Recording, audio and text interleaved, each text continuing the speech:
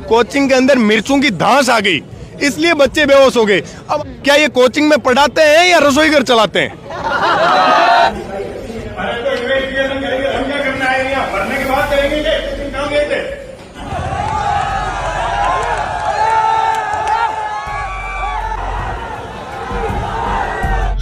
नमस्कार दोस्तों, मैं विक्रम, आप देख रहे हैं रंगीलो झुंझुनू।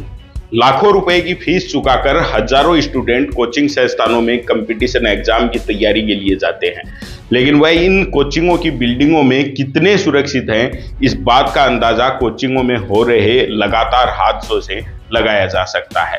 पहले दिल्ली के कोचिंग संस्थान में पानी भरने की बात हो या अब रविवार की रात जयपुर के उत्कर्ष कोचिंग क्लासेज में दुर्गंध से बेहोश हुए 10 स्टूडेंट्स की बात हो, हादसों के बाद भी ना कोचिंग मालिक इसमें सुधार की कोशिश करते हैं और ना ही इन पर कोई प्रशासनिक अंकुश लगा पाता है।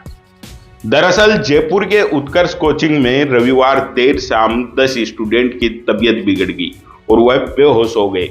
जानकारी के अनुसार कोचिंग में दूसरी मंजिल पर क्लास चल रही थी। इसी दौरान सीवरेज लाइन से उठी बदबू से छात्र छात्राओं में बेहोशी छाने लगी थी। जयपुर के महेश नगर स्थित उत्कर्ष कोचिंग क्लासेज के प्रबंधन ने 108 एम्बुलेंस को बुलाया। इस दौरान अन्य छात्रों ने बेहोश छात्र छात्राओं को कंधे पर उठाकर कोचिंग से बाहर निकाला और एम्बुलेंस की मदद से पास के प्राइवेट अस्पताल पहुंचाया, जहां उनकी हालत में अभी सुधार है। डॉक्टर कह रहे हैं कि उनकी हालत लगातार सुधर रही है। उधर घटना की जानकारी मिलने पर मौके पर स्थानीय लोगों के साथ ही छात्र नेता भी पहुंच गए। इस दौरान पुलिस और छात्रों में झड़प भी हुई।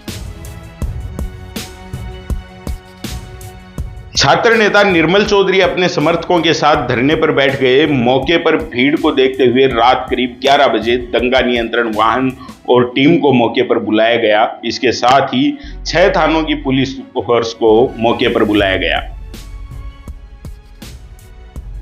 जयपुर में रिद्धि सिद्धि तिराहे के पास एक बिल्डिंग में उत्कर्ष कोचिंग चलती है। 15 दिसंबर की शाम को दूसरी मंजिल पर कोचिंग के रूम नंबर 201 में क्लास चल रही थी। शाम करीब 6:45 बजे क्लास में पढ़ाई के दौरान एक अजीब सी बदबू आने के चलते क्लास में मौजूद 12 से ज्यादा छात्र छात्राओं को बेहोशी छाने लगी।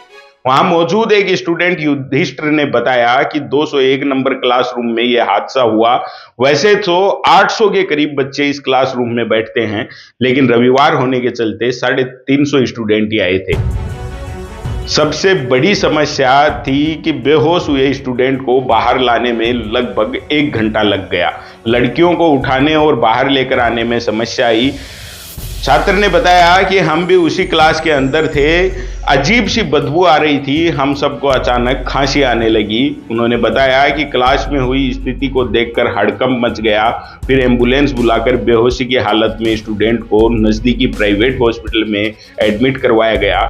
घटना की जानकारी मिलने के बाद सोमानी हॉस्पिटल के बाहर राजस्थान यूनिवर्सिटी के निवर्तमान छात्र संघ अध्यक्ष निर्मल चौधरी समेत अन्य छात्र नेता जुट गए। निर्मल चौधरी कार्रवाई की मांग कर रहे थे। इसी दौरान पुलिसकर्मियों से उनकी झड़प हो गई। निर्मल चौधरी के समर्थकों और पुलिसकर्मियों की झड़प के बाद कुछ छात्र नेताओं को हिरासत में भी लिया गया है। वहीं पुलिस का कहना है कि मौके पर गैस जैसी गंध नहीं थी, लेकिन सीवरेज की बदबू आ रही थी। शायद इसी वजह से दम घुटने से स्टूडेंट बेहोश हुए हैं। हालांकि जांच के बाद ही स्पष्ट कारणों का पता चल सकेगा। लेकिन दूसरी तरफ महेश नगर थाना अधिकारी का कहना है कि किचन में तड़का लगाने से यह हादसा हुआ। अब सवाल तो बरकरार है कि कोचिंग है या फिर ये रेस्टोरेंट। क्या तड़का लगाने से 10 स्टूडेंट बेहोश हो सकते हैं? आखिर आम आदमी की गाड़ी कमाई को फीस के रूप में वसूल कर जो बड़ी बड़ी बिल्डिंगें बनाई जा रही हैं, उनमें हमारे विद्यार्थी कितने सुरक्षित हैं या हैं भी नहीं, इसकी जांच कब होगी? अगर इस हादसे में किसी की जान चली जाती तो उसका जिम्मेदार कौन था? और क्या ऐसा कोई है जो अब भी इस बात की गारंटी दे सके कि ऐसा हादसा भविष्य में नहीं होगा? आप क्या सोचते हैं इस खबर के बारे में, और क्या इन सवालों के जवाब हम किसी के पास हैं? कमेंट करके जरूर बताएं। धन्यवाद।